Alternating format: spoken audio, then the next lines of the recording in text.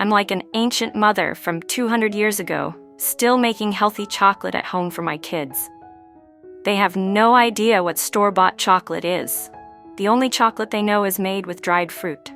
Start by soaking dates in warm water for about an hour. Meanwhile, transfer fresh walnuts and almonds to a grinder and blend them into a slightly chunky powder, because those little bits taste amazing in chocolate. Next, remove the seeds from the soaked dates and grind them until completely smooth. Now, mix the date paste with the ground nuts, using your hands to blend everything well. This adds a special touch of motherly love. To shape the chocolates, press the mixture into an ice cube tray, a simple mom hack for bite-sized treats. Freeze for a while, then serve as is, or take it a step further by coating them in chocolate.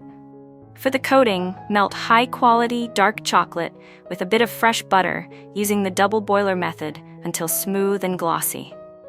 Quickly dip the nutty chocolate bites in the melted chocolate, then place them on a tray lined with parchment paper to dry. Once set, pack them in small wrappers to make them feel like store-bought chocolates. Your kids will love unwrapping and sharing them with friends. Always make this healthy, sugar-free chocolate for your little ones. I promise they'll love it, and you'll feel great knowing it's guilt-free.